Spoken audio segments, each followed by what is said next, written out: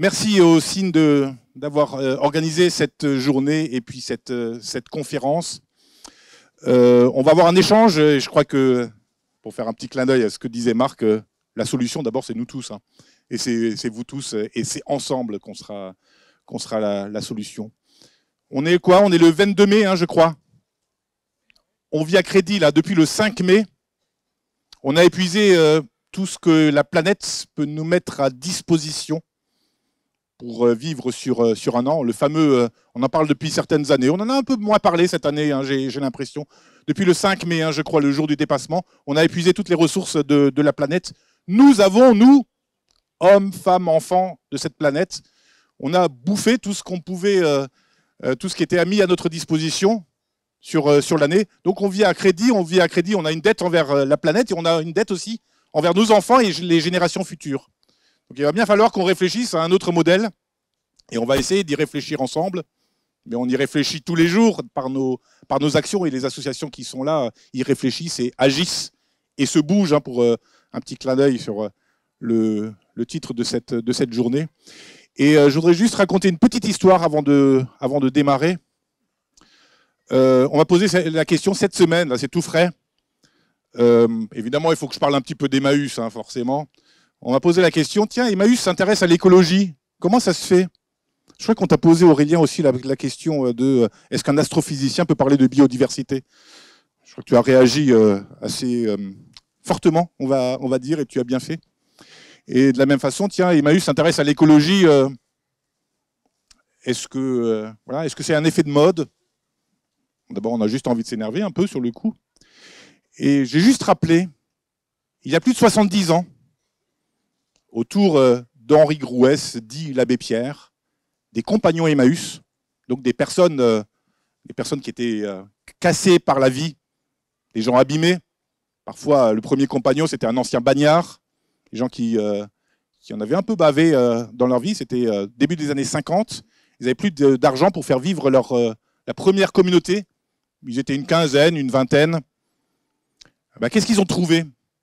Rappelez-vous, début des années 50, c'était le début des fameuses 30 glorieuses, le début de la société de consommation, le début où on se disait allez hop, on va produire, on va consommer, ça permettra à tout le monde d'en profiter, de vivre mieux.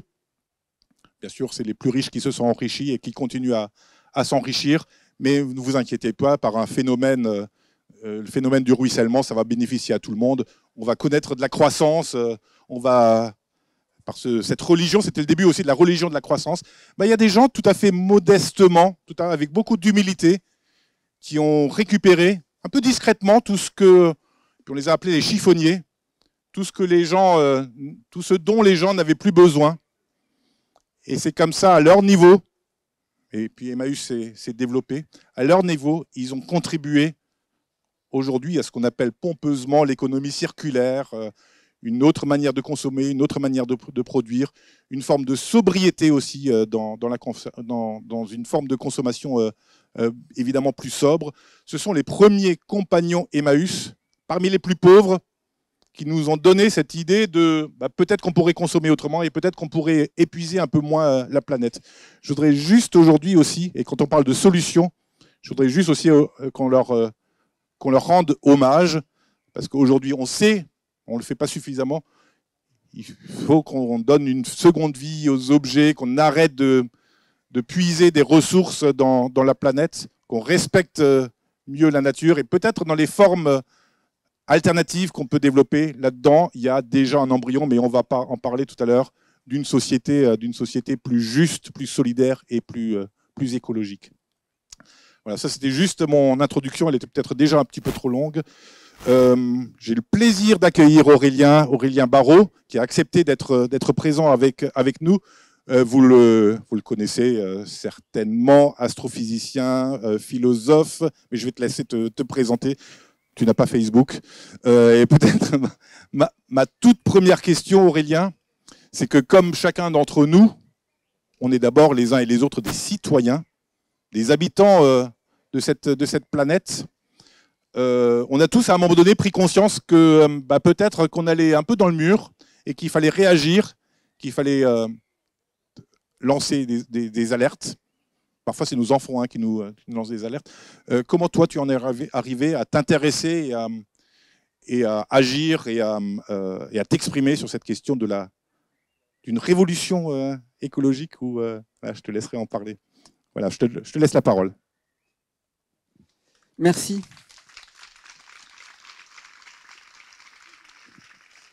Donc, merci à toi, merci aux organisateurs. Tu veux bien, je vais faire un peu le mec chiant parce que je ne sais pas faire autrement. Donc du coup, je ne vais pas vraiment répondre parce que je trouve que les raisons pour lesquelles je fais ce que je fais, en fait, on s'en fout complètement. En revanche, je trouve que c'est important quand même de réfléchir à ce qu'est la question écologique. Et en fait, même à réfléchir à savoir s'il y a une question écologique. Vous savez que c'est un mot bizarre, écologie. Oikos, en grec, c'est la maison, c'est le patrimoine. Et puis logos, alors logos, c'est pire encore. Logos, c'est la raison, c'est le discours, c'est la rationalité. Et donc, quand on met les deux ensemble, on est en train de construire une sorte d'obsession, finalement, pour une parole qui a trait fondamentalement à l'économie, aux ressources, à la possession. Et donc finalement, vous voyez que le mot même d'écologie, il est un peu problématique parce que comme beaucoup d'autres, il fait partie de tous ces héritiers de la vieille métaphysique occidentale qui est fondamentalement ancrée sur des oppositions binaires entre hommes et femmes, entre présence et absence, entre nature et culture. La dernière étant certainement la pire, bien sûr.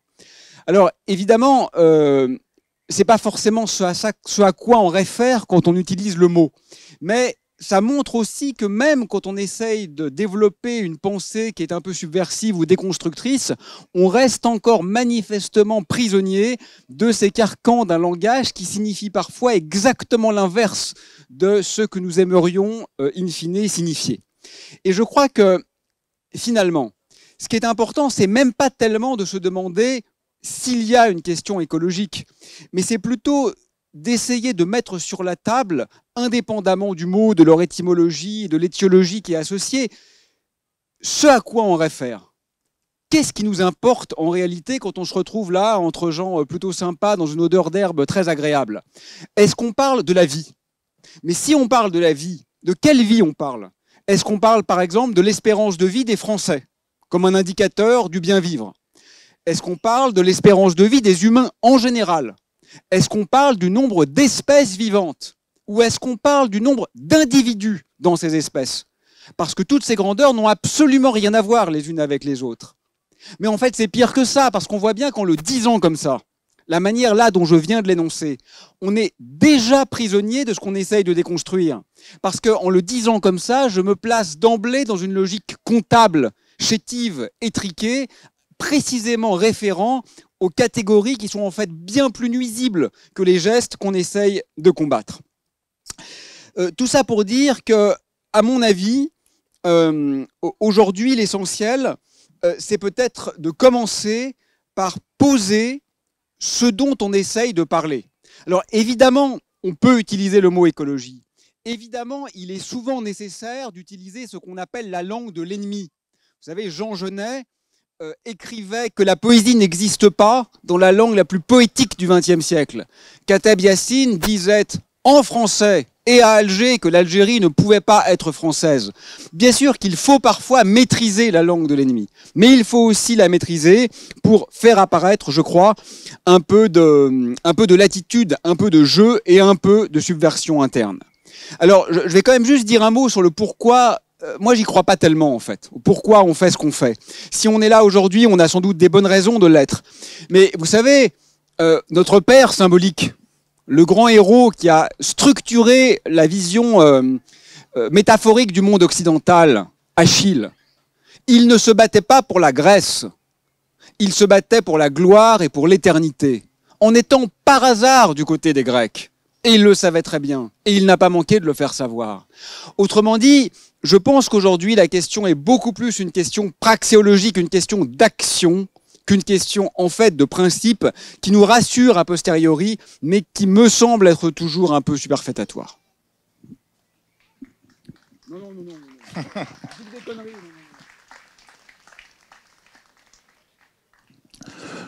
Ok, j'aimerais qu'on ait un petit instant, et avant de... L'idée, c'est aussi qu'on parle des solutions, justement, et qu'on parle des solutions ensemble et des pistes pour demain, pour chacun d'entre nous et pour nous collectivement. Mais peut-être une question qui nous tient à cœur, et je crois que, pareil, tu t'es exprimé sur cette question et tu as fait des propositions, et encore il n'y a pas très longtemps, à la tête au carré, sur le lien entre la crise... On est aujourd'hui, enfin je sais que tu n'aimes pas ces termes-là, et puis tu as raison, on est aujourd'hui... Allez, une catastrophe écologique, une catastrophe ou une crise, comme vous voudrez, sociale, solidaire. On vient de passer une crise sanitaire, on n'est peut-être pas encore sorti, mais une crise sanitaire, et puis je vous invite à lire ou à voir le film de Marie-Monique Robin, une crise sanitaire qui n'a pas rien à voir avec la question écologique. On le voit bien, et en particulier sur la question de la biodiversité. On a une crise géopolitique, etc. Toutes ces crises ou ces catastrophes sont en lien les uns avec les autres, évidemment, les unes avec les autres. Et je voudrais juste sur la crise sociale et la crise de solidarité, parce que je crois que globalement, c'est aussi une crise de sens.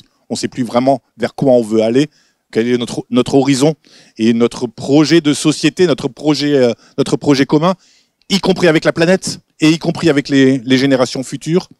La crise sociale et la crise écologique ont évidemment un lien, et on ne va pas résoudre un problème sans résoudre l'autre. Pendant la crise sanitaire, je vous invite à aller voir le rapport Oxfam qui a bien montré combien les milliardaires ont confisqué la richesse.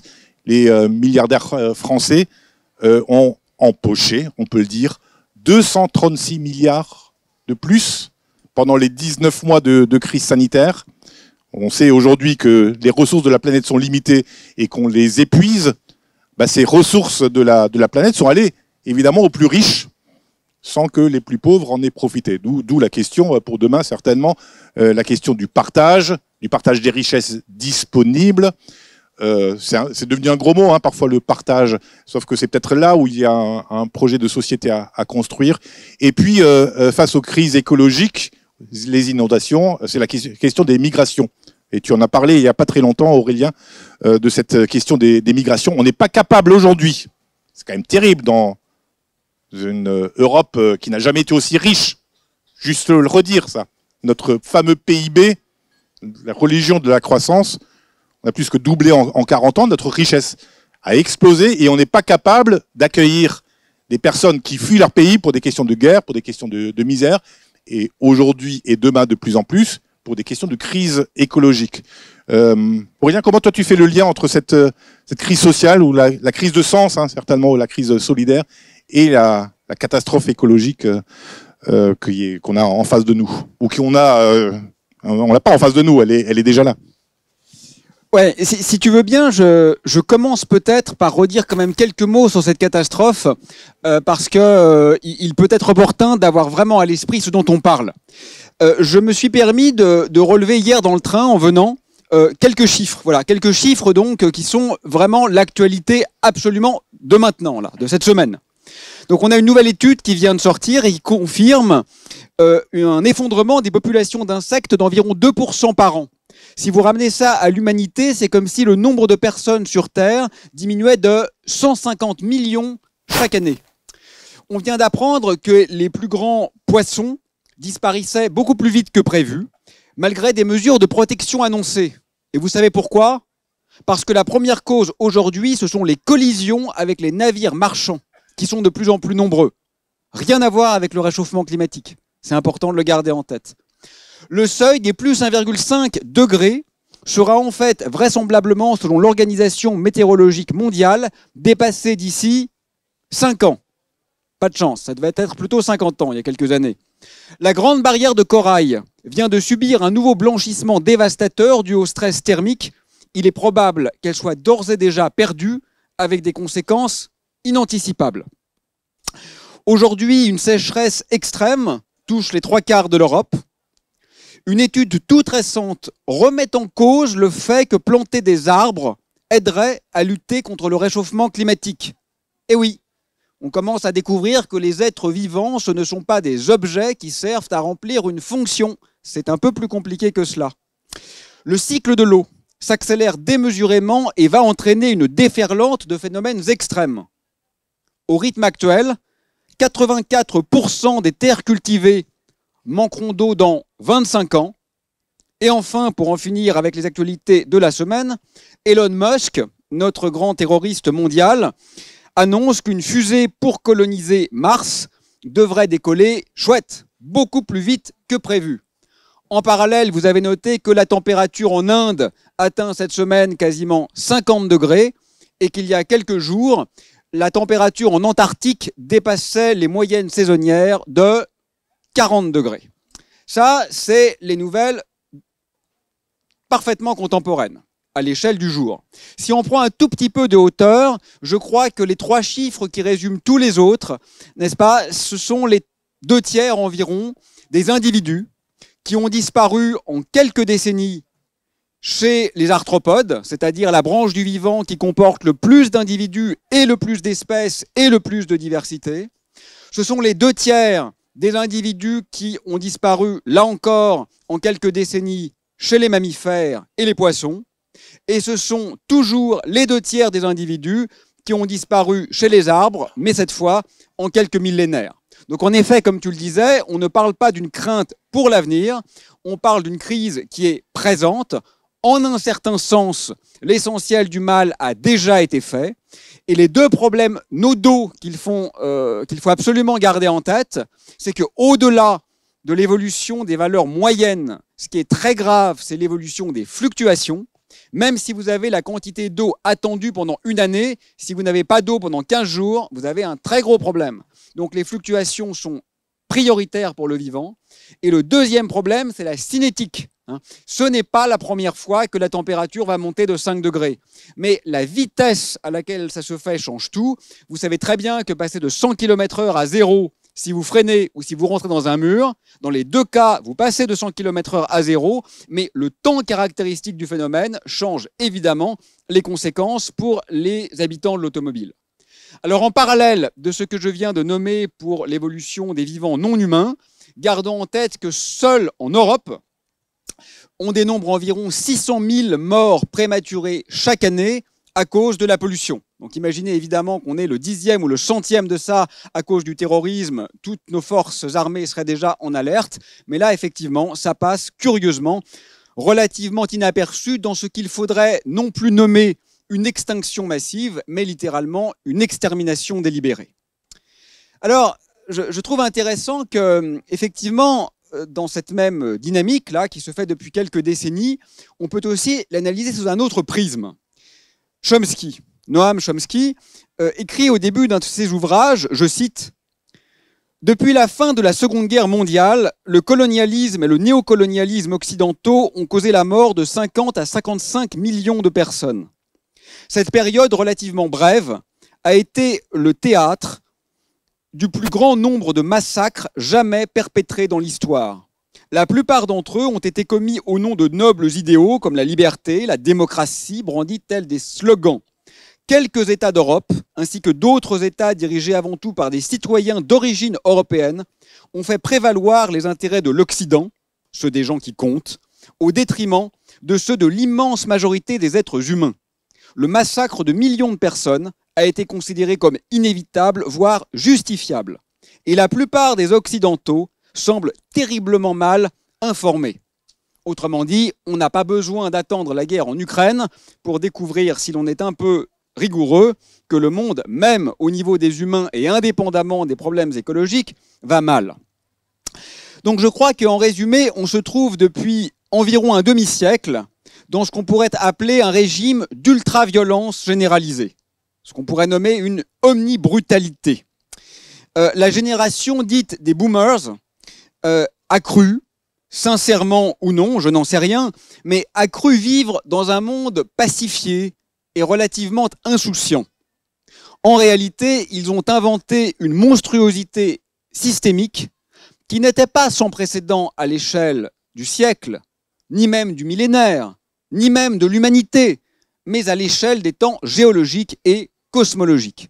Ça n'a jamais eu de précédent. Alors effectivement, il y a lieu à se poser quelques questions. Pour en venir à ta remarque, un peu rapidement, je crois qu'il faut faire attention avec le désir de lien.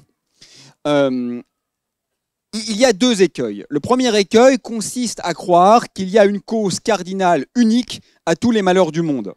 Je crois que c'est un peu trop facile. On pourrait par exemple identifier aisément le capitalisme. Évidemment, il y a des problèmes avec le capitalisme, et il y a même un problème structurel avec le capitalisme dont je suis personnellement parfaitement convaincu. Néanmoins, qu'on le veuille ou non, les Mayas n'étaient pas capitalistes et ont dévasté leur environnement avec une acuité exceptionnelle. Les pays de l'ex-URSS n'étaient pas communistes, on est bien d'accord, mais n'étaient pas non plus capitalistes et ont dévasté leur environnement avec une férocité exceptionnelle. Les monarchies européennes n'étaient pas capitalistes, ont dévasté les forêts et n'étaient pas exactement exemplaires en termes de justice sociale. Donc il faut se garder du fantasme, me semble-t-il, de l'ennemi unique qui concentre toutes les origines de toutes les disgrâces identifiées. Et le second écueil, c'est de croire que nous avons nécessairement tous les mêmes ennemis. Ça serait rassurant. J'en serais personnellement ravi. Je suis personnellement pour le diktat de mes propres valeurs. L'ennui, c'est qu'elles ne sont pas partagées par tous. Et nous avons tous ce fantasme. On est vraisemblablement présent aujourd'hui parce qu'on est relativement d'accord sur le problème de la catastrophe écologique. Je ne suis pas du tout certain qu'on soit tous ici d'accord sur des questions de fiscalité ou de laïcité. Je viens de Grenoble. Vous savez pourquoi dans ma ville les gens s'écharpent, y compris dans la majorité écolo? C'est pour savoir si les femmes musulmanes vont enfin pouvoir se baigner avec le vêtement de leur choix. Certains quittent le conseil municipal parce que les décisions prises sont inacceptables, insupportables. Donc vous voyez, qu'on le veuille ou non, nous ne sommes pas d'accord sur tout, même si nous sommes essentiellement d'accord sur l'importance de sauvegarder la vie sur Terre. Et le fait est que les Grecs, par exemple, puisqu'on les évoquait tout à l'heure, ont poussé le raisonnement politique quant à l'équité de l'accès au légal à son paroxysme, tout en demeurant parfaitement insensible à la question de l'esclavage. Kant a pensé la problématique de la guerre comme personne, tout en restant parfaitement étranger à la misogynie de son temps. Le fait est que la convergence me semble être souhaitable, mais absolument pas inévitable. Hélas, pourrait-on dire. Alors, si néanmoins il y a quelque chose de commun, à mon avis, entre les catastrophes sociales et environnementales, pour le dire avec des mots qui sont d'ailleurs inappropriés dans les deux cas, parce que la vie, ce n'est pas un simple environnement, comme si la forêt était une sorte de parc de loisirs dans un Disneyland géant. De même que, je ne sais pas moi, le bien-vivre des sans domicile fixe ne relève pas d'une question sociale, c'est une question individuelle en réalité. Mais au-delà de ces problématiques un peu étymologiques, le fait est que s'il y a un commun entre ces différentes catastrophes, je crois que c'est celui de notre inertie intellectuelle. C'est l'espèce d'incapacité qui nous caractérise d'imaginer que le monde aurait pu être autre. Vous savez que tout l'Occident contemporain est façonné, est la résultante presque directe d'une bataille qui a eu lieu un peu plus de 30 ans avant notre ère, à Actium, dans le golfe d'Ambracie, où vraisemblablement, parce qu'un phénomène physique très étrange d'eau morte a gêné un peu plus les navires de Cléopâtre que ceux d'Octave, nous nous sommes retrouvés enfermés dans une Rome hégémonique, totalisatrice, gestionnaire, mesquine, calomniatrice, alors qu'en réalité, elle aurait pu s'hybrider d'Égypte. Et le monde aurait été autre et vraisemblablement beaucoup plus habitable. Tout ça pour dire que ce qui nous tue, me semble-t-il, avant les émissions de CO2, avant la pollution et avant l'égoïsme économique, c'est notre peur, non pas même d'un ailleurs, mais d'envisager la possibilité d'un ailleurs viable, alors même que l'histoire humaine est fondamentalement chaotique et relève de processus extraordinairement contingents. En conclusion, parce que je suis long, excuse-moi, en conclusion sur ce point, je crois qu'il y a deux aspects à garder à l'esprit. Le premier, c'est que, indépendamment de nos positionnements politiques, esthétique, éthique, le fait est, c'est un mot que j'aime pas beaucoup, les faits, moi, hein, mais enfin, de temps en temps, quelque chose s'impose à nous, qu'est-ce que vous voulez? Le fait est que la situation actuelle n'est pas tenable. J'ai pas beaucoup parlé de science, mais en physique, il y a une chose qu'on sait, c'est qu'une augmentation exponentielle, ça s'appelle une instabilité. Et une instabilité, par définition, ça ne dure pas longtemps.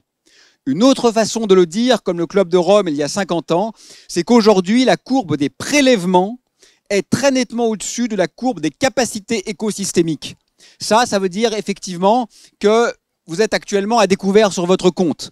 C'est possible, mais pas très longtemps, et on paye des intérêts. Et l'ennui, c'est que les lois de la physique sont encore plus draconiennes que les requins de la finance. On ne peut pas tricher. Donc ça, c'est un point factuel. Ça ne peut pas durer. Mais ce qui me semble encore plus important, c'est que quand bien même ça pourrait durer, ça ne serait pas souhaitable. Et c'est ça que j'aimerais qu'on mette sur la table. Je suis un peu agacé avec l'omniprésence de l'argument il faut que ça change parce que l'instabilité menace. Oui, mais quelle instabilité? Si c'est pour rompre avec le néocolonialisme, tant mieux, vive l'instabilité alors. Le problème, ce n'est pas que le monde va changer. Le problème, c'est que le monde tel qu'il est ne serait pas supportable même s'il était pérenne.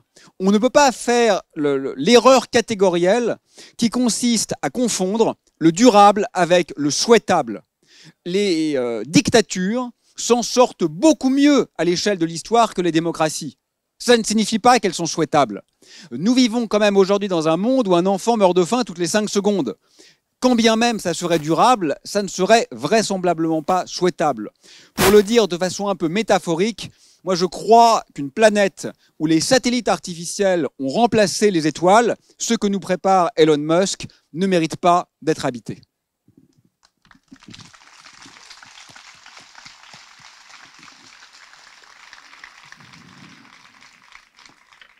Merci Aurélien. Il me semble quand même, excuse-moi, tu le disais, il faut faire attention de ne pas se trouver une cause unique à la situation, autant sociale que solidaire, que écologique et que géopolitique, etc.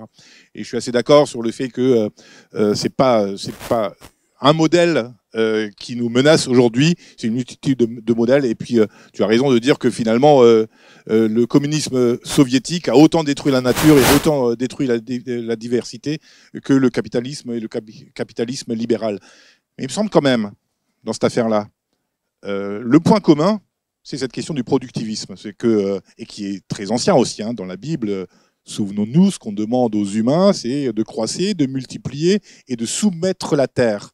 Soumettez la terre. C'est la consigne qui nous a été donnée aux uns et aux autres dans ce bouquin. Voilà. Et on le retrouve ailleurs. Et qu'on a depuis des milliers d'années, depuis 2000 ans au moins, qu'on applique et on en voit le résultat. C'est la question, effectivement, il n'y a pas de limite à la production, à la consommation. La planète n'a pas de limite pour nous et nous-mêmes, nous ne nous sentons pas limités. Donc, continue à produire. Et c'est ce qu'on retrouve dans plusieurs idéologies et on l'a retrouvé autant en Union soviétique qu'aujourd'hui dans le capitalisme néolibéral.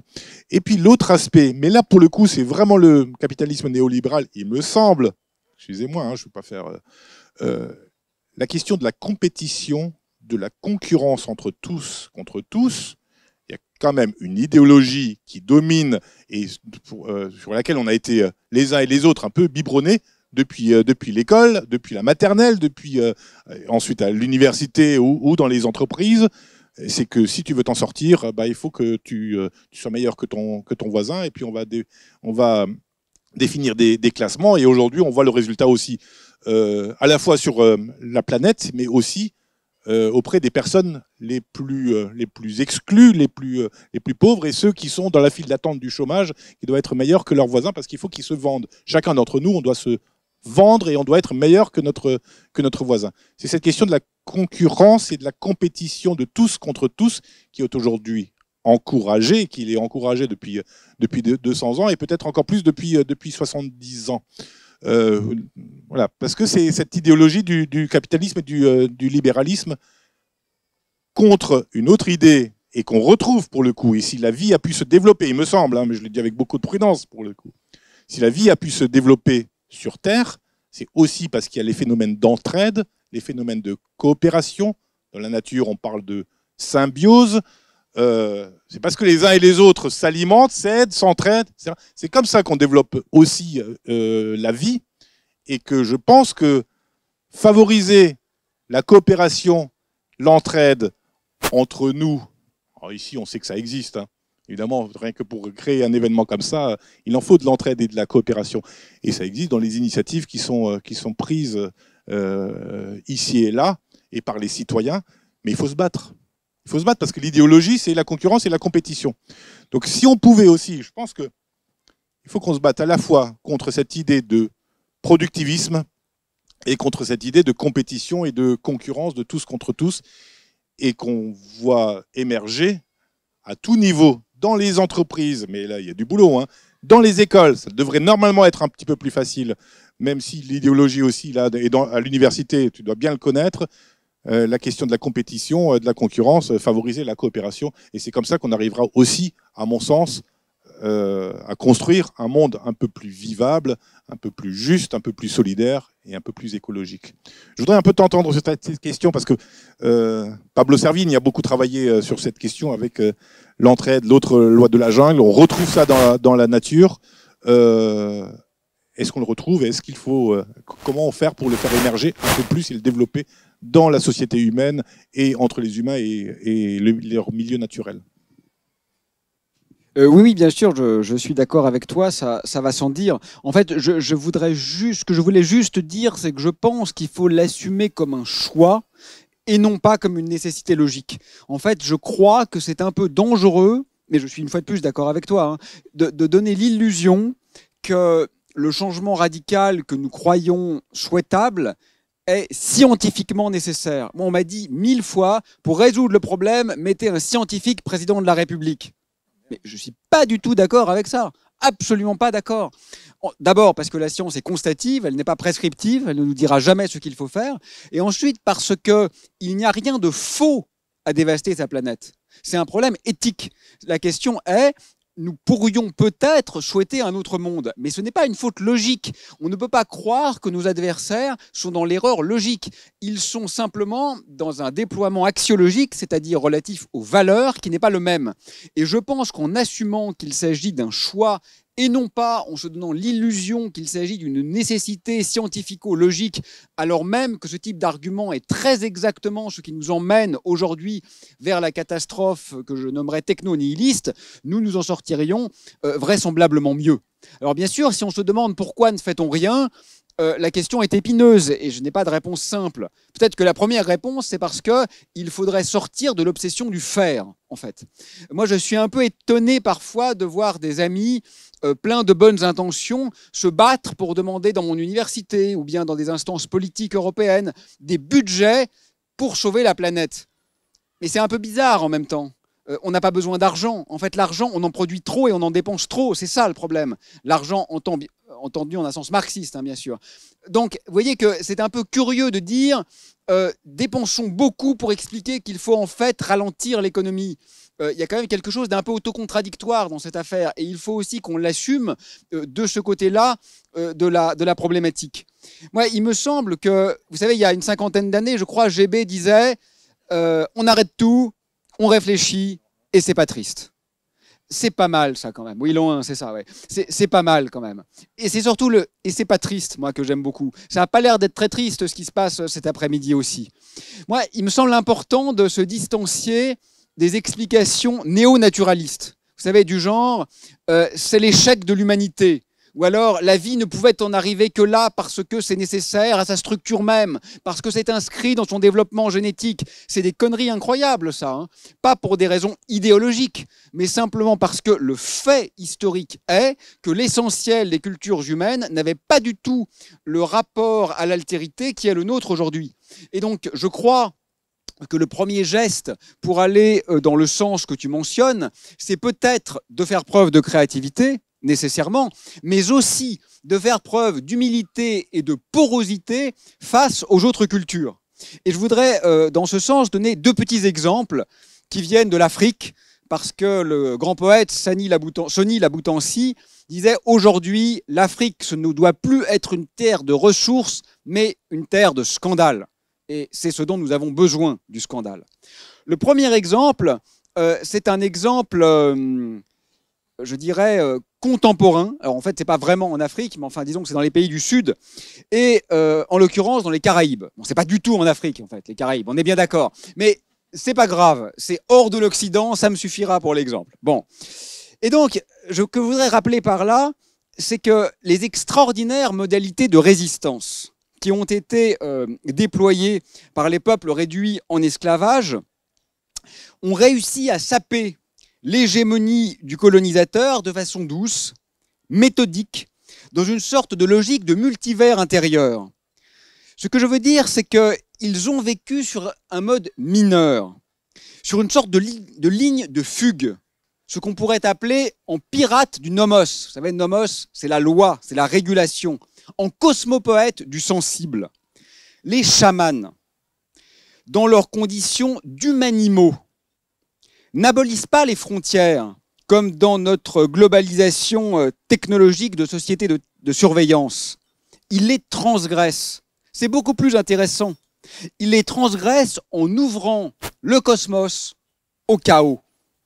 Et contrairement à ce que laisse entendre une sorte de mystique occidentale, les chamans n'étaient pas du tout de grands sages. C'étaient littéralement les maîtres du désordre, qui veillaient à prévenir l'asphyxie du monde en laissant apparaître cette sorte de latitude interne. Vous voyez que ce n'est pas théorique ce que je dis là, c'est exactement ce dont nous avons besoin.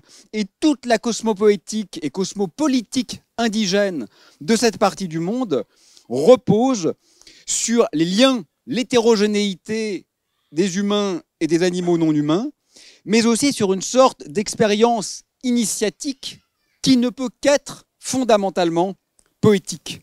En un sens qu'on pourrait dire littéralement opposé à la dynamique nécrophile de l'Europe contemporaine. Le deuxième exemple que je voudrais vous donner est plus ancien en fait, et se joue celui-là vraiment en Afrique.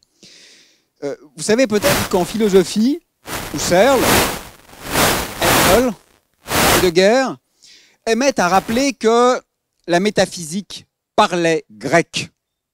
Comme si cette pensée rationnelle, magnifique, c'est pas la question, extraordinaire évidemment, était née à partir de rien, comme ça, dans une sorte d'épiphanie de génie en Grèce, il y a un peu plus de 25 siècles. Et pourtant, 2000 ans avant le premier présocratique, l'Égypte inventait la maths. Et sincèrement, Logos, la grande invention tardive de l'Occident, notre rationalité, notre parole raisonnable, se trouve tout chétif, un peu dérisoire, presque mesquin, devant ce qui signifiait tout autant la justesse, l'équité, l'équilibre, la droiture, la loi, le bien, la rectitude. Maths, contrairement à ce que nous disent les historiens, ce n'est même pas une idée préconceptuelle. C'est le nom sans nom du socle d'une civilisation dans laquelle, en 250 ans de fouilles, nous n'avons réussi à trouver ni la moindre prison, ni la moindre potence. Il y aurait peut-être matière à réfléchir un peu.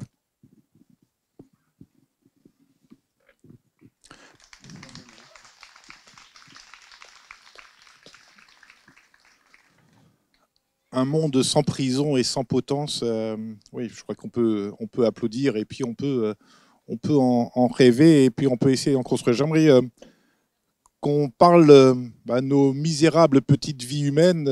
On est là tous les jours, confrontés à cette question de la catastrophe écologique et qu'est-ce qu'on peut y faire, nous, à la fois individuellement, collectivement, politiquement. Comment on peut... Est-ce qu'on peut encore agir? Tu parlais de la limite de l'agir aussi, mais en même temps, il faut qu'on se bouge, hein, on nous a dit aujourd'hui, et il faut qu'on se bouge. Et comment on se bouge, chacun à notre niveau et puis collectivement. Et je vais peut-être passer, parce que je voulais qu'on parle un peu des gestes individuels, des éco-gestes. Hein, excusez-moi de citer mon fiston qui fait de la sensibilisation aux éco-gestes et qui m'a dit très vite, au bout de 15 jours, il m'a dit « Mais papa, ça suffira pas là ce qu'on fait ». Alors effectivement, il faut trier ses déchets. Et oui, il faut trier ses déchets. Il faut respecter un minimum la nature. Il faut admirer la nature. Il faut parler de la nature. Il faut parler des arbres. Il faut s'en imprégner. Il faut se laisser émerveiller. Hein. J'entendais Florian dire à la radio que ici, l'objectif, c'est aussi de se laisser émerveiller, de passer par l'admiration de la nature et de la vie qui nous entoure, ou du vivant qui nous entoure. Et on en fait partie. Je crois que la révolution poétique, c'est aussi peut-être un petit peu ça. Hein. C'est juste la poésie de la nature. Il y a plein de choses à faire individuellement, mais on passera peut-être... Il faut faire pipi sous la douche. Hein. Qui est-ce qui fait pipi sous la douche, là? Attention. Ok. Est-ce que tu fais pipi sous la douche, Aurélien? Moi, je fais jamais pipi. Et il ne fait pas pipi, d'accord. Alors, non, ce qui est sympa, c'est de faire pipi dans la nature aussi. Hein, pardon. Mais, pardon. Voilà, il y a plein d'éco-gestes à faire et il faut continuer à le faire, mais en même temps, ça ne suffira pas effectivement. Après, il y a une autre dimension. Tiens, Aurélien, j'ai une question, parce que je n'ai pas tout compris, hein, excuse-moi. Tu as cité...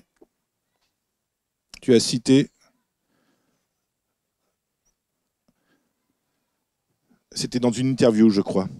Tous les moyens d'action sont déjà neutralisés. L'ogre systémique, c'est peut-être ce dont on parlait tout à l'heure, dévore tout sur son passage. Je plaide maintenant pour un activisme fractal, c'est-à-dire déployé à toutes les échelles, des micro-résistances disséminées. Des micro-résistances disséminées. Je crois qu'il y a énormément de micro-résistances ici autour de cet espace. Il y a énormément de citoyens, et puis j'ai un petit peu bougé aussi, hein, j'ai vu ce qui se passait dans le mouvement Emmaüs, mais au-delà, les associations, et on voit ici toutes les associations qui essayent, au-delà de sensibiliser, mais aussi de développer des alternatives. Les associations, juste qu'on se le rappelle, hein, parce que les associations, c'est aussi c'est d'abord un statut, mais c'est surtout et d'abord des citoyens, des hommes et des femmes qui se regroupent pour construire autre chose, pour construire un autre avenir, pour construire d'autres modèles, pour construire des alternatives, mais aussi pour expérimenter, pour se planter aussi, on a aussi le droit de se planter, mais en tout cas de construire ensemble, collectivement, autre chose. C'est ça finalement une association, c'est une association de personnes, voilà. Et après il y a les associations d'associations, et puis c'est un peu ce qu'on est aujourd'hui. Est-ce que c'est dans toutes ces initiatives que se prennent, je pense à l'économie sociale, solidaire, environnementale, je regarde Pierre en même temps, environnementale ou écologique, citoyen, est-ce qu'on essaye de développer? Est-ce que c'est un peu des espaces de résistance, de micro-résistance citoyenne qui portent en elles des germes, des embryons d'un autre monde possible, d'un monde plus souhaitable? Est-ce qu'on peut se dire que c'est ça qu'il faut encourager? C'est il faut s'en inspirer et changer aujourd'hui d'échelle. Est-ce qu'on trouve des solutions aujourd'hui dans les initiatives citoyennes et dans les micro-initiatives citoyennes qu'on pourrait un jour appeler, j'espère, macro-initiatives, et cet archipel d'initiatives qui peut inspirer un monde plus souhaitable? Non, moi je pense que c'est uniquement dans les décisions d'Emmanuel Macron qu'on doit placer notre espoir. Voilà. Non. Je plaisante. Oui, non, mais bien sûr. Ce qui est intéressant, c'est... Le prochain mandat sera écologique ou ne sera pas. Hein. Oui, bien sûr. Bien sûr. Non, mais on est sauvés quand même. Le ministre de l'écologie est devenu Premier ministre, donc ça y est, c'est gagné. Je plaisante parce que parfois, il y a des quiproquos après. Donc sérieusement, oui, bien sûr, c'est très important parce que tout ce qui relève d'une dynamique qui ne confond pas les causes et les conséquences s'inscrit, je crois, dans le chemin de l'indispensable. Souvent, quand on pense réchauffement climatique, on croit que c'est le problème, alors qu'en réalité, ce n'est qu'un symptôme. On est en ce moment en train d'essayer de guérir un cancer généralisé avec du paracétamol. ça peut soulager pendant quelques minutes. Ce que je veux dire par là, c'est que c'est un problème subtil et que le problème subtil demande à être adressé dans toute sa globalité en ne confondant pas les origines profondes avec les effets secondaires. On ne peut pas éteindre un incendie en dirigeant l'extincteur sur le sommet des flammes. Et de ce point de vue-là, oui, je crois que ce que tu évoques relève vraisemblablement du cœur d'une dynamique qui a du sens, qui en tout cas est peut-être un geste désespéré, mais qui n'est pas, c'est déjà pas mal, un geste insignifiant. Parce que je crois que l'un des points les plus critiques, en fait, c'est de ne pas reproduire à l'identique les erreurs qui, même chez les gens, on va dire, bienveillants, nous ont mené à cette situation essentiellement déjà de non-retour. Ces erreurs, d'abord, c'est de croire qu'il s'agit d'une crainte pour le futur, hein, que nous avons peur pour demain. Ça, nous l'avons évoqué tout à l'heure, c'est complètement à côté de la plaque, puisque quelque part, l'essentiel des vivants sont déjà morts. Donc on ne peut pas supposer que nous sommes dans une sorte de délire anxieux. Voilà, ce n'est pas le cas. Ensuite, c'est de croire qu'on a avant tout affaire à un problème climatique. Bon, je pense que vous le savez tous ici, mais c'est absolument essentiel de se souvenir que quand bien même il n'y aurait pas 1 degré de réchauffement climatique, nous serions quand même dans la 6e extinction massive. Ce n'est qu'un problème parmi beaucoup d'autres et ce n'est même vraisemblablement pas le pire. Ensuite, de croire au solutionnisme technologique. Ça, c'est peut-être plus bête encore. La technologie, c'est une partie du problème, hein, ce n'est pas une cause. Et on ne sort pas de l'alcoolisme en augmentant les doses d'éthanol ou d'alcool. Ça ne marche pas comme ça. Croire au découplage entre la croissance du PIB et la catastrophe écologique, ce qu'affichent à peu près tous nos ministres de l'économie. Moi, je trouve ça mignon de croire au Père Noël. Bon, à 5 ou 6 ans, c'est plutôt charmant. Chez les gens qui nous dirigent, c'est criminel. Croire que la science est la seule grille de lecture possible de la catastrophe à laquelle nous faisons face. Ce n'est pas du tout ça le problème. C'est un problème de redéfinition sémantique. Il n'y a aucune difficulté fondamentale avec la croissance. Il faudrait juste que la définition de ce mot ne nous soit pas volée par des économistes qui n'ont pas même compris les hypothèses de base du modèle qu'ils utilisent. Une parenthèse dans ma longue liste. Vous savez que développement durable, c'est presque encore plus drôle que le capitalisme libéré et débridé. Parce que durable, ça veut dire interchangeabilité du capital. Autrement dit, vous détruisez tous les arbres qui sont là et vous fabriquez un petit vase en bois, vous avez créé du capital, donc vous avez fait du développement durable. Durable, pour le dire simplement, ça veut dire pas durable. C'est ça qu'il faut retenir. Ensuite, croire, je l'ai lu récemment, qu'à cause du réchauffement climatique, on aura bientôt à Lyon la faune et la flore d'Alger. Non, c'est pas vrai ça. On aura bientôt le climat d'Alger à Lyon. Ça, c'est vrai. Mais la faune et la flore, ça sera bien pire. Parce qu'en Algérie, je pense qu'elles sont assez belles, la faune et la flore, parce qu'elles sont adaptées à leur environnement. Quand vous aurez en quelques décennies une variation de climat aussi brutale, ça sera évidemment bien plus aride et désertique à Lyon que ça ne l'est aujourd'hui en Afrique du Nord. Croire finalement que des gens sérieux s'occupent de nous. Non, ce sont des bouffons, voilà, il faut le savoir et en tirer les conséquences. Voilà. Et dernière, je crois, écueil, croire que quelque chose est en train de changer. Bon, que la transition est en cours parce que quand même, on en parle tellement que ça doit bien signifier que le problème est traité. Ça, évidemment, c'est outrageusement faux parce que même si à l'échelle du microcosme, on peut se rassurer en disant « je sens que les choses bougent », je suis désolé de vous décevoir, mais à l'échelle du macrocosme, si elle ne bouge, c'est que de pire en pire. Et on ne peut pas faire semblant de ne pas le remarquer. Mais je crois quand même, et je le maintiens dans ce que tu as dit tout à l'heure, qu'il faut aussi sortir de cette obsession d'agir. Penser, c'est agir. Redéfinir nos valeurs, rehiérarchiser ce qui fait sens, recontourer ce vers quoi nous voulons cheminer, me semble être extraordinairement plus important que de se dire bon allez, je garde encore ma voiture 6 mois de plus avant de la changer parce que voilà, je suis un bon écolo bobo.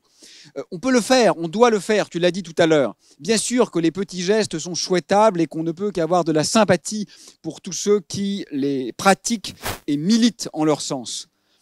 Mais comme leur nom l'indique, les petits gestes sont petits face à une problématique qui est, quant à elle, gigantesque et qui, à mon sens, relève moins d'un problème d'action, qui est encore une sorte de lubie occidentale, que d'un problème de recontourage des catégories, de la taxinomie du réel que nous avons élaborée. Merci Aurélien.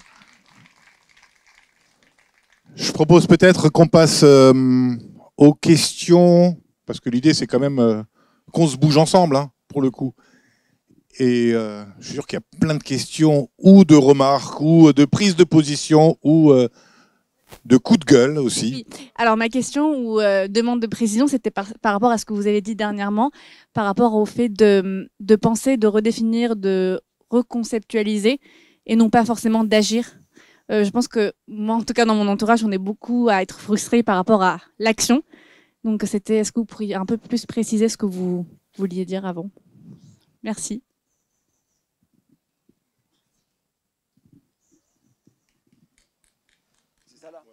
Ok, ça marche? À peu près, ouais, ok. Non, mais en fait, il faudrait définir ce qu'on appelle action. L'action, comme tu le sais, étymologiquement, c'est le contraire de la passion. De ce point de vue-là, il n'y a vraisemblablement pas de problème avec l'agir. Mais si tu te demandes aujourd'hui ce qui est à l'origine de l'essentiel des problèmes qu'on a mentionnés ces derniers temps, regarde. Je vais juste prendre une petite liste là de ce qui s'est passé depuis qu'on a commencé cette allocution, c'est-à-dire en 1 heure. En 1 heure, on vient de tuer 157 millions d'animaux, on a envoyé 7,2 milliards d'emails, on a définitivement éradiqué 3 espèces, on a déversé 900 tonnes de plastique dans l'océan, on a rasé 3000 hectares de forêt, on a laissé mourir de faim 400 enfants, on a émis 4,5 millions de tonnes de CO2 et on a fait décoller 3000 avions et construit 8000 voitures. Tout ça, c'est de l'action. Tout ça, c'est du faire. En fait, le véritable problème aujourd'hui, c'est qu'on fait trop. C'est qu'on est dans une sorte de, je crois, de lubie exponentielle de notre désir d'impacter ce dans quoi nous nous déployons. Je crois que, bien sûr, tu pourrais dire, ce qu'il faut, c'est redéfinir l'action, la réorienter, la rendre améliorative. Oui, tout ça est parfaitement audible et je ne m'y oppose pas. Mais la première action sensée, c'est quand même ce que disait GB. On arrête tout et on réfléchit. Ça, je pense que c'est de loin le geste, en fait, le plus révolutionnaire, le plus radical, le plus subversif et le plus efficace. Après, bien sûr, ça ne signifie pas qu'on doit se tirer comme des ermites, cesser de penser, cesser d'aimer, cesser de construire et cesser de prévoir. J'en conviens entièrement. Mais il me semble que cette frénésie d'infléchissement et de remodelage en fait de ce dans quoi nous évoluons, c'est quand même une des causes cardinales du problème. Donc si ce que tu appelles agir, c'est réfléchir, alors là évidemment il n'y a aucun problème, mais si ce qu'on appelle agir, c'est forcément trouver d'autres manières de se mouvoir, remplacer les avions par des trucs un peu mieux, les trains par des choses un peu moins désagréables, etc., je crois que si on fait ça, on reste tributaire des valeurs qui nous ont emmenés vers l'échec parce que c'est moins le chemin suivi qui est problématique que l'objectif recherché, à mon avis. Alors, juste une petite remarque par rapport à ça, et je suis un admirateur de GB et puis de l'an 1, et puis le fait à un moment donné de ralentir, et puis de prendre de la hauteur, et puis de réfléchir, effectivement, réfléchir avant d'agir. Enfin, il me semble que l'action, mais tu l'as très bien dit, hein, c'est d'abord se prendre le temps, et puis de regarder, et puis d'admirer, et puis de réfléchir avant de savoir vers quoi on veut aller, et puis d'agir dans ce sens-là, d'agir dans un sens qu'on aura réfléchi et qu'on aura réfléchi collectivement. Mais juste un exemple, pendant le confinement, pendant la première crise sanitaire, qu'est-ce qu'on s'est dit les uns et les autres parfois on s'est dit, bah, c'est peut-être l'occasion aussi de réfléchir à notre modèle. Et on a consommé un peu autrement, on a consommé localement, on s'est débrouillé. Il y a aussi, c'est assez intéressant ce qui s'est passé pendant cette période de confinement. Il y a des nouvelles solidarités aussi qui se sont créées. Il y a de la coopération, il y a de l'entraide qui s'est créée. Il y a des gens qui se sont remis ensemble à fabriquer des masques, à fabriquer... alors évidemment, ça ne suffira pas pour changer le monde, mais il y avait là aussi, il me semble, dans ce moment de ralentissement collectif, il y a aussi des espaces de coopération, d'entraide, de vision d'un autre monde possible. Et c'était peut-être un peu le rêve de GB, hein, du coup. De se dire, on arrête tout et finalement, on a été obligé de tout arrêter. Sauf qu'au final, qu'est-ce qui s'est passé? C'est ce que je disais en introduction. Il y a des milliards qui sont partis aux plus riches. La confiscation des richesses de la planète, elle a continué. Au détriment de ceux qui n'ont jamais accès à rien et à qui on vient faire la morale parfois en disant il faut consommer moins, il faut faire attention à la planète, etc. Sauf que ce n'est pas eux les responsables, ce n'est pas eux les premiers responsables de cette situation. C'est bien ceux qui détiennent les richesses et ceux qui détiennent le pouvoir. Donc là aussi, il y a souvent une double peine. Donc cet an 1 qu'on a pu connaître d'une certaine manière en 2020, elle n'a pas non plus eu les effets souhaités, dans la mesure où on a malheureusement aussi laissé faire, laissé continuer à se construire ce modèle de concurrence, de compétition, d'enrichissement, de productivité. C'était juste une petite pause. Donc ça aussi, je pense qu'il faut à un moment donné qu'on en tire les leçons de cette pause obligée, qui n'a pas eu les effets non plus qu'on pouvait parfois un peu souhaiter. Justement, merci pour votre intervention. J'aimerais réagir à ce qui vient justement d'être dit. Donc, ce que vous dites, c'est que la première action, ce serait de s'arrêter pour tout repenser.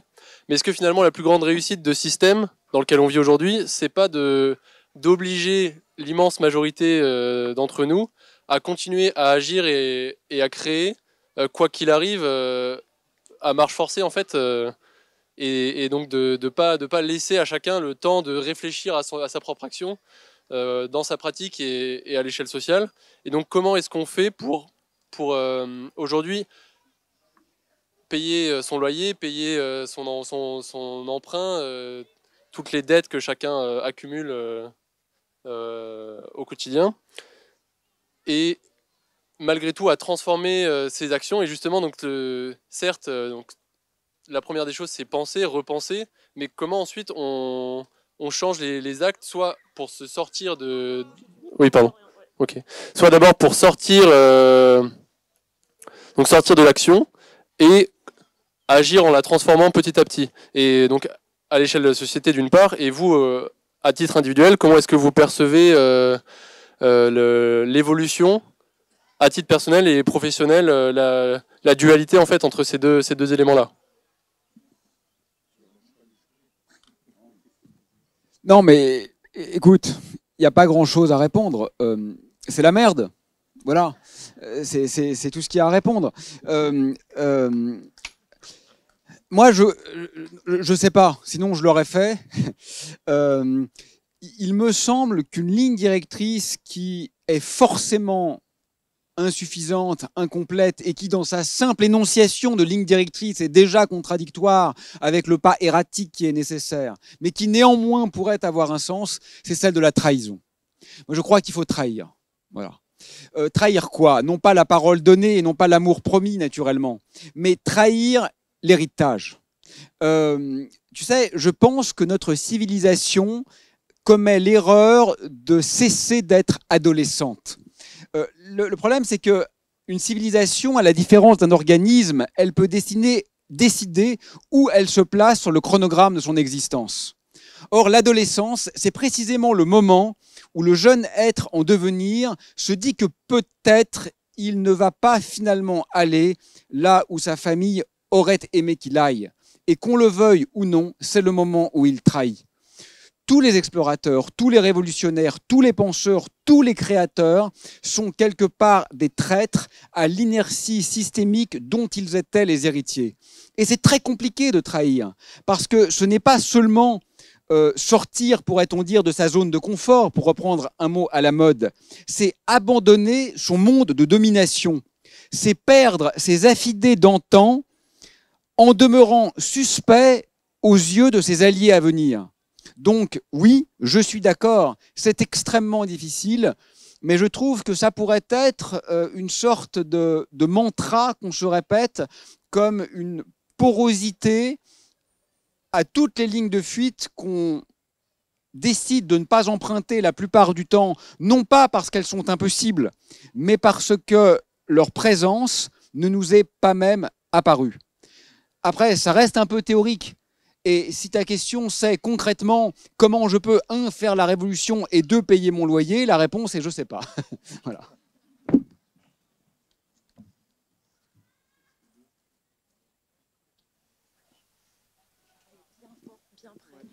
Merci. Est-ce que vous m'entendez ? Du coup, moi, je suis étudiant et il y a un sujet qui a fait beaucoup de bruit ces derniers temps. Là, c'est ce qui s'est passé à AgroParisTech. Et du coup, nous, ça a créé un débat avec des copains et on se demandait si ce qu'ils avaient fait, est-ce que c'était ce qu'ils sont en train de faire, est-ce que c'est une solution pour lutter contre ce qui se passe ? Est-ce qu'on peut tourner le dos à notre système et pas essayer de le changer de l'intérieur? Ça sert à quelque chose? Est-ce qu'il faut faire les deux en même temps? Est-ce qu'il faut... Enfin voilà, c'est ce qu'on se demandait parce qu'il y avait un peu tout qui était possible. Donc j'aurais aimé avoir votre avis sur ce sujet-là. C'est super intéressant ce qui s'est passé là. Et puis il s'en passe parfois... les grèves des lycéens pour le climat, c'était un petit peu du même ordre. La jeunesse qui dit, moi je veux plus être, une forme de trahison aussi, hein, ce que tu proposais, et une forme de désertion, mais pour la bonne cause, enfin pour construire un autre avenir. Et je trouve ça très intéressant. Sur la question de est-ce qu'il faut être dedans et essayer de faire bouger les choses de l'intérieur, ou est-ce qu'il faut être dehors et construire des alternatives, j'ai envie de dire les deux, mon capitaine. Il faut être à l'extérieur et construire des alternatives. Je crois que réellement, et dans l'agriculture, c'est bien ça. Hein. Il faut construire d'autres modèles agroécologiques. Il y a plein de modèles qui existent, hein, la permaculture, la biodynamie, etc. Enfin, ce n'est pas les exemples et puis les modèles qui manquent et qui fonctionnent très bien, non pas du regard de l'agro-industrie, évidemment, et puis des syndicats type FNSEA dominants, évidemment, mais c'est des systèmes qui, à la fois, recréent de la biodiversité, qui respectent la nature et qui produisent des aliments de qualité et qui reconnectent aussi les humains avec la nature, les humains entre eux et puis les humains avec la nature. Donc il y a d'autres modèles possibles qu'on peut faire individuellement et puis les étudiants en question ont fait aussi ce choix de construire autre chose individuellement mais aussi collectivement. Donc c'est très bien. Mais je pense que ce qui est intéressant, c'est aussi quand on fait quelque chose d'alternatif et qu'on sort du système, on n'en sort jamais complètement, on y est tous là. On est tous dans le système. En tout cas, on met un pas dans un autre système et dans de l'expérimentation qui construit un autre monde possible et le monde de demain. Et il y a plein de modèles aussi ici. C'est intéressant aussi d'avoir des complices à l'intérieur et puis d'avoir des leviers dans le système pour faire changer le système de l'intérieur. Je ne sais pas si tu vois ce que je veux dire, mais voilà, il faut aussi... Je disais tout à l'heure, une association, ce n'est rien d'autre que des citoyens qui s'engagent. Les citoyens, ils sont partout. Et les citoyens qui ont envie de faire bouger les choses, ils sont partout.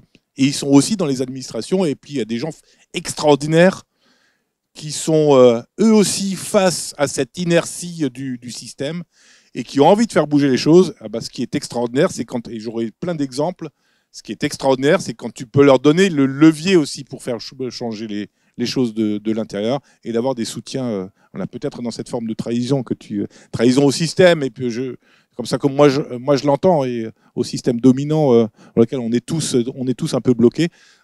Autant fabriquer d'autres modèles, mais d'utiliser les leviers qui sont possibles dans le système. Je ne sais pas si tu veux réagir. Moi, je suis tout à fait d'accord avec ce que tu viens de dire. Hein. On ne peut pas choisir une ligne unique d'action, et je trouve que c'est d'action ou d'inaction d'ailleurs. Ça se confond en l'occurrence, presque dialectiquement. Et c'est exactement ce qui s'est passé à AgroParisTech. Ce qui était vraiment intéressant, je trouve encore plus que le geste des étudiants, c'était la réaction de la salle. C'était le fait que ça se dénoue non pas par des sifflets, mais par un tonnerre d'applaudissements. Ça a quand même, moi, ça m'a fait un peu frissonner, quoi. Je trouve qu'il y a eu quand même un truc là où on s'est dit, ah, ils sont quand même vraiment plus intelligents que leurs profs. On n'en doutait pas, mais moi, ça m'a fait plaisir en tant que prof de le voir, quoi. Ensuite, c'est vrai que l'ennemi de l'intérieur, c'est pas mal aussi, hein. C'est pas du tout méprisable. Parce que l'ennemi est un ami en réalité. Hein. Moi, je n'ai pas démissionné. Hein. Je travaille toujours à l'université, je fais de la recherche. Mais en fait, ce que je trouve important, si tu veux, c'est que si on se demande comment je peux continuer de faire mon travail en intégrant la problématique civilisationnelle qu'on vient d'évoquer, je sais ce qu'il ne faut pas faire. Je ne suis pas sûr de ce qu'il faut faire. Ce qu'il ne faut pas faire, à mon sens, et puisqu'on est entre nous, je peux le dire, c'est quand même ce que font la plupart de mes collègues, c'est de se dire, je vais essayer d'intégrer le bilan carbone dans mon travail. Je vais demander à mon directeur de labo de changer les fenêtres pour que l'isolation thermique de mon bureau soit meilleure. Et au lieu d'aller faire 3 conférences dans l'année aux États-Unis, bah, j'en ferai plus que 2. Et comme ça, j'aurais quand même été un bon citoyen. Sans doute, il faut le faire. Mais c'est quand même se fourvoyer complètement, ça. C'est parce que je crois que si les universitaires en général, quelle que soit leur discipline, ont un rôle à jouer, c'est pas du tout de produire aujourd'hui essentiellement du savoir. C'est au contraire de créer des êtres conceptuels nouveaux. Et la bonne nouvelle, c'est que ça, en réalité, c'est quasiment la vraie essence de notre métier. En fait, il me semble qu'il suffirait de renouer avec ce que devrait être réellement la recherche, c'est-à-dire non pas la surenchère affirmatrice de ce qui est déjà connu, pour le dire comme Marcuse, ce qui relèverait d'une sorte de surrépression, mais au contraire, essayer de donner un peu d'air, un peu de jeu et de mettre quelques grains de sable dans les rouages d'un système qui est trop huilé. Donc ce que je veux dire très concrètement, c'est que bien sûr, on peut trouver 2 ou 3 chercheurs ici et là qui vont inventer des solutions un peu moins polluantes et un peu moins carbonées. Grand bien leur face, et tant mieux. Mais ce n'est pas ça l'enjeu principal. L'enjeu principal, c'est de participer à une révolution ontologique, c'est-à-dire ayant trait à l'être fondamental du monde que nous construisons, qui permettent de sortir des carcans de ce dans quoi nous nous trouvons. Et ça, finalement, c'est un peu ce pourquoi nous sommes déjà payés si on faisait bien notre travail. Donc, je trouve ça assez amusant de se dire que la révolution la plus subversive consiste peut-être en réalité à commencer à faire ce que nous aurions dû ne jamais cesser de faire.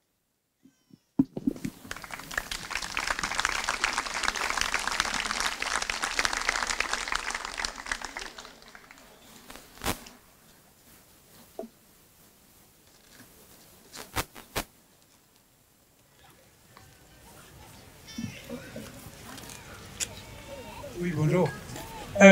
Il y a 2-3 ans en arrière, ma femme, on a entendu une conférence de Nizan sur le striatum. Striatum, paraît-il, cette petite glande qui a permis à l'homme de se battre contre toutes les espèces pour effectivement se développer, devenir toujours le meilleur, et donc continuer cette lutte sans cesse. Et donc depuis qu'on a entendu cette conférence, on se dit, mais est-ce que, quelque part, c'est pas inéluctable? Parce qu'à un moment donné, l'homme, à force de ne plus avoir personne à combattre, ne va pas se combattre soi-même et se bouffer soi-même. Donc je vais vraiment avoir votre avis là-dessus. Bah, moi, je ne suis pas du tout convaincu par ça. Et je ne le suis pas pour des raisons biologiques, ni pour des raisons idéologiques, ni pour des raisons politiques, éthiques ou esthétiques, mais pour des raisons historiques. Le fait est que l'essentiel des cultures humaines, qui se sont trouvées effectivement perdantes dans le rapport de force avec l'Occident techno-nihiliste, n'avaient pas ce rapport aux autres humains et aux autres non-humains. Donc je pense que nous avons en fait la preuve par l'histoire que l'échec auquel nous faisons face n'est pas celui de l'humanité en général, mais d'une sous-culture très particulière de l'humanité qui n'est absolument pas biologiquement déterminée. C'est mon avis.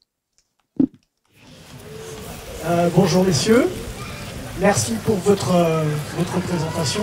Je vais faire preuve de mon ignorance. C'est qui GB?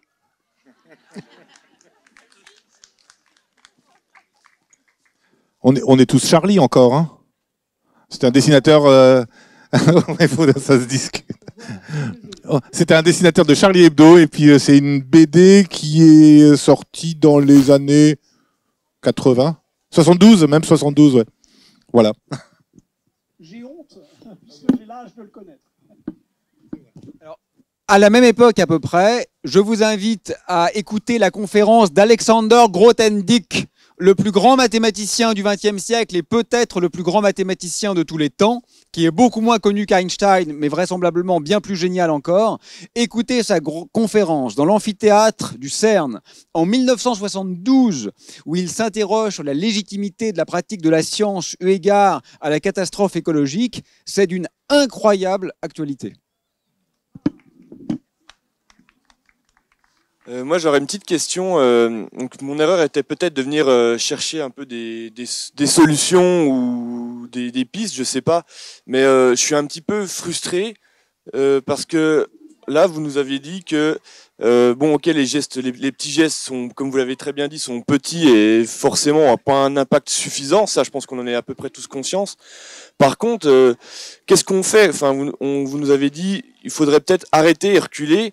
Déjà, je pense qu'il faudrait que tout le monde apprenne à faire ça. Et personnellement, je ne sais pas où on apprend à faire ça.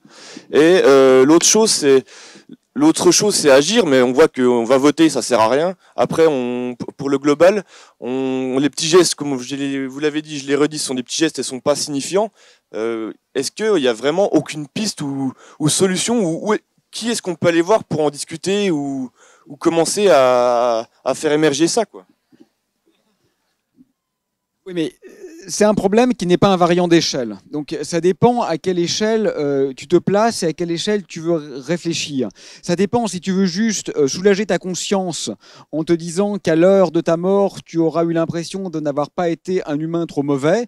Et si, pour le dire comme les Égyptiens, la Maat penchera du bon côté pour toi, ou si tu veux être le sauveur de l'humanité qui, par toi seul, va effectivement empêcher notre espèce et 1 million d'autres de péricliter. Je crois que là encore, il faut vraiment poser clairement la question.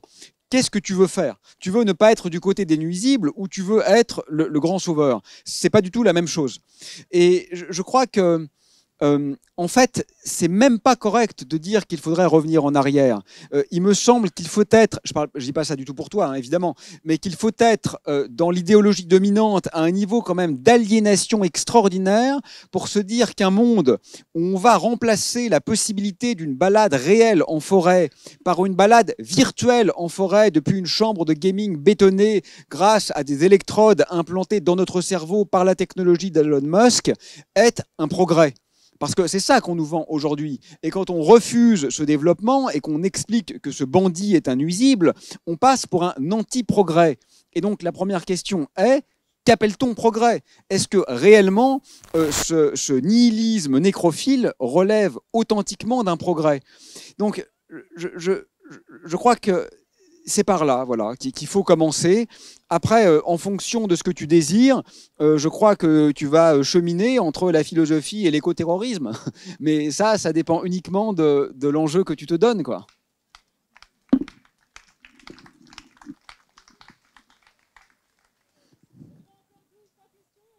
Ouais. Attends, je vais juste essayer parce que Marc m'a dit avant, j'étais l'homme des solutions. Alors ça m'a mis la barre un peu, ça m'a mis un peu la pression. Hein. Mais nous, encore une fois, nous sommes les hommes et les femmes des solutions. Et je suis sûr que chacun d'entre vous et d'entre nous, on porte des éléments de réponse à ta question. Et c'est ensemble qu'on arrivera à trouver. Mais juste 3 éléments, je pense. 1, on a chacun des actions individuelles à mener.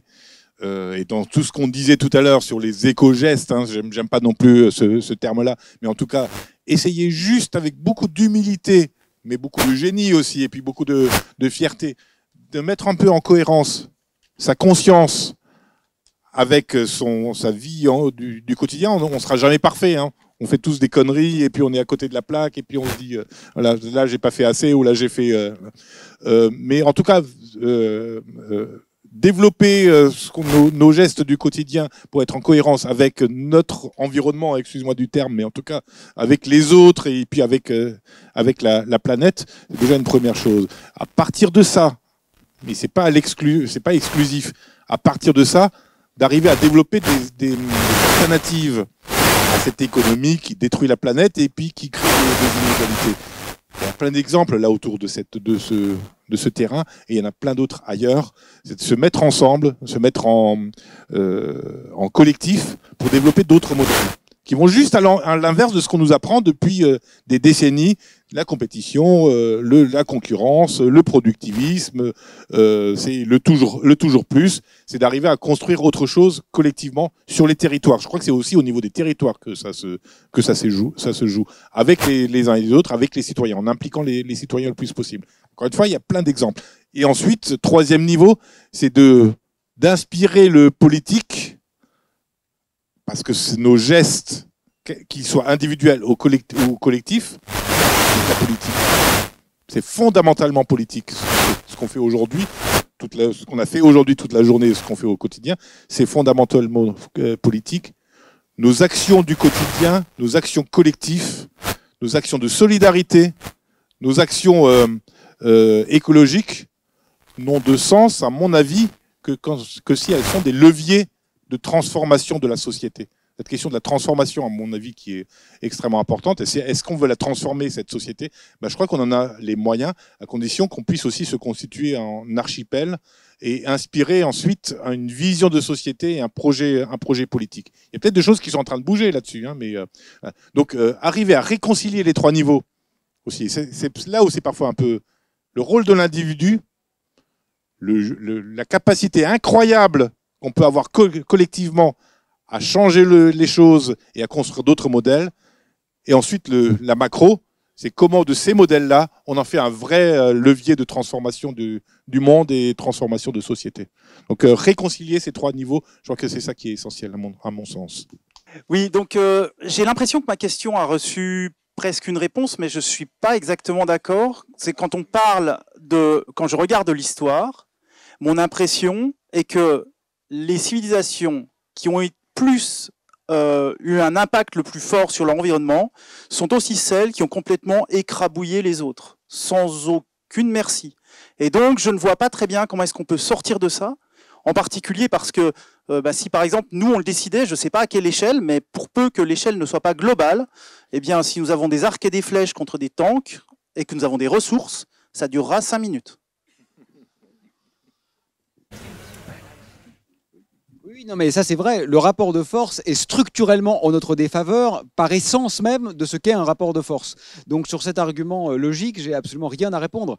Je voudrais juste rappeler que l'Occident contemporain a 2 siècles et demi et que l'Égypte a duré 4000 ans.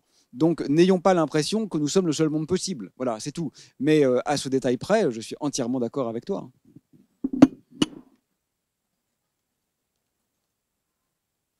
Bonjour. Ma question, elle est plus par rapport à la linguistique. Depuis 10 ans, on a eu un peu tous les mots pour nous qualifier, bobo, écolo, islamo-gauchiste, on a eu gauchiste, maintenant on nous traite de woke, et à chaque fois qu'on est dans la famille, on dit, bon bah voilà, j'essaie de militer, j'essaie de changer les choses, de faire ci, de faire ça, et il y a forcément l'oncle ou la tante, ou je sais pas, qui va nous dire, bon bah c'est bon, c'est toi le bobo de la famille, c'est toi l'écolo de la famille, etc., etc. Je pense qu'on a tous un peu eu ces adjectifs-là. Et ma question est, comment lutter contre ces pas agressions verbales, mais contre ces qualificatifs qui ont profondément tendance à diviser ceux qui essaient de faire les choses et ceux qui ont tendance à dénigrer ceux aussi qui essaient de faire les choses, en fait. Eh ben, tu réponds fuck. Y a un petit livre qui vient de paraître de Louisa Yousfi qui s'appelle « Rester barbare ». Et dans ce petit livre, il y a un passage que je trouve particulièrement délicieux. C'est celle où elle explique qu'on en a un peu ras les burnes des excuses. Donc, quand on te dit que tu es un islamo-gauchiste, tu réponds « oui » et alors ? Et allez vous faire foutre. Et ça suffit.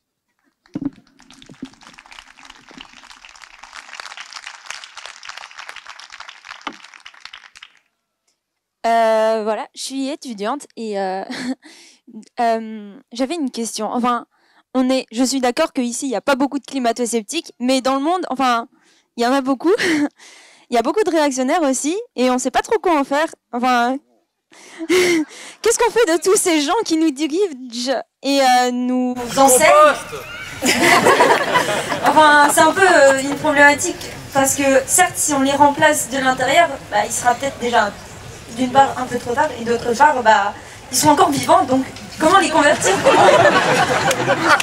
Voilà. Merci. Petite dernière pour la route. Si ce n'est répondre à la même chose que ce que vient de dire Aurélien sur le wokisme, j'ai pas vraiment de réponse. Si ce n'est que oui, ils nous emmerdent quoi. Enfin, ouais, c'est eux qui, c'est quand même un certain nombre de personnes qui ont intérêt à ce que les choses ne changent pas. Et peut-être que, on en parlait tout à l'heure, peut-être aussi à un moment donné, pareil, on est aussi taxé d'utopiste, etc. Parce qu'il y a des gens que tu cites qui ont tout à fait intérêt à ce que les choses ne changent pas et qui sont aussi en position de faire en sorte que, de souhaiter que les choses ne changent pas parce que c'est leur intérêt personnel. Je crois que la lutte, parce que c'est une vraie lutte contre ces personnes qui maintiennent le système tel qu'il est aujourd'hui, c'est aussi, j'espère qu'on a aussi la force du nombre, la démonstration que j'espère, j'en suis pas sûr, mais j'espère, et qu'on l'aura de plus en plus. Parce que c'est quand même des choses qui émergent de plus en plus et puis qui s'amplifient. Et puis d'être en capacité de démontrer que c'est nos modèles et nos alternatives qui sont justes et qui sont réalistes et non pas leur vision de la société, qui sont effectivement, tu disais, les fachos et les conservateurs, qui pensent que faut surtout ne rien bouger et rien faire changer. Donc c'est mon avis, mais avec beaucoup d'humilité, parce que j'ai pas la réponse non plus. Hein. Parce que moi, ça fait quelques années aussi que je me retrouve confronté à ces personnes qui, soit on se fait traiter de...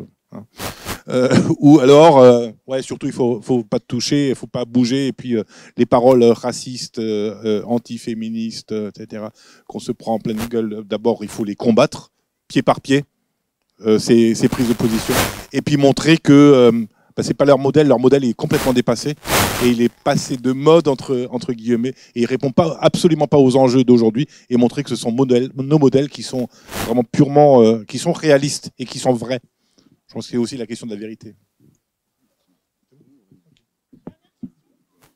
Merci beaucoup pour cet après-midi d'abord et cet échange extrêmement stimulant et heuristique. Je suis là. Oui.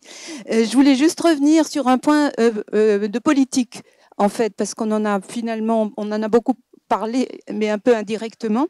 Et je voulais avoir votre avis sur ce point du programme de la France Insoumise et maintenant de la Nouvelle Union de la Gauche, qui consiste à ne pas vouloir prendre à la terre plus qu'elle ne peut produire. Donc la ligne verte. Quel est votre avis là-dessus? Est-ce que c'est possible? Mais évidemment que c'est bien. Voilà. Si je compare ça aux autres propositions, moi je suis pour sans la moindre réserve. Donc oui, c'est bien. Et peut-être c'est un choix stratégique de leur part parce qu'un discours encore plus radical ne serait pas audible. Et comme je me tiens très loin de toute politique, je ne connais pas ce genre de calcul. Mais ce que je veux dire, c'est que c'est quand même insuffisant parce que c'est encore faire comme si ce qui était souhaitable était l'extraction maximale. Et comme on vise le durable sans revoir les fondements, on va essayer de placer le curseur au maximum de ce qui est acceptable du point de vue du renouvellement. Si on compare ça à ce qui se fait aujourd'hui, c'est mieux. Et donc, c'est ça qu'il faut choisir. Si on doit choisir entre différentes alternatives, c'est vraisemblablement celle-là la moins mauvaise. Pour moi, c'est une évidence. Mais ça reste la moins mauvaise parce qu'elle demeure dans une logique comptable qui consiste à penser qu'il faut maximalement extraire et se limiter à un maximum défini du point de vue de la sustainability, on dirait en anglais, du renouvellement des ressources.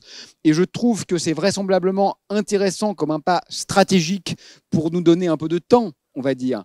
Mais on pourrait aller encore beaucoup plus loin en se disant que ce n'est pas même ça l'horizon qui fait sens. Je voudrais confirmer quand même que c'est effectivement c'est une étape importante, cette affaire-là. Et puis moi, ça me parle de se dire que j'avais commencé par ça en parlant du 5 mai, qui est le jour où on a consommé l'ensemble des ressources que la planète peut nous mettre à disposition. C'est de se dire, excuse-moi pour la logique comptable, mais c'est du coup ce que je vais proposer, c'est très comptable, hein, excusez-moi, mais à un moment donné, de faire l'inventaire des ressources disponibles pour l'ensemble de l'humanité. Et puis peut-être commencer déjà par quelques pays qui ont envie de s'engager là-dedans. Et ce serait bien qu'on soit les premiers un petit peu dans cette affaire-là. Juste se dire quelles sont les ressources disponibles pour permettre à chacun de vivre à peu près cohérent, et on ne dépasse pas. Et on ne dépasse pas aussi par, tu l'avais dit aussi tout à l'heure, on a un compte en banque déficitaire là aujourd'hui. On doit des ressources à la planète et aux générations futures. Et ensuite, et surtout, se dire comment on les répartit de manière équitable entre nous. Qui a droit à quoi et jusqu'où. C'est la question du partage des richesses disponibles. J'aimerais bien qu'on le dise comme ça aussi. C'est comment on partage les richesses disponibles entre nous sans être trop gourmand et en étant dans une première étape, et je suis d'accord avec toi, hein, dans un premier temps, voir les ressources disponibles. On pourrait aussi se dire un salaire minimum, un revenu minimum pour tous, et un revenu maximum pour tous, parce qu'au-delà, désolé les gars, on ne peut pas aller au-delà. C'est juste désolé. Alors on va dire que c'est de l'écologie et du social punitif, mais c'est comme ça. On peut pas aller au-delà. Et je trouve ça intéressant dans le programme de la gauche réunie.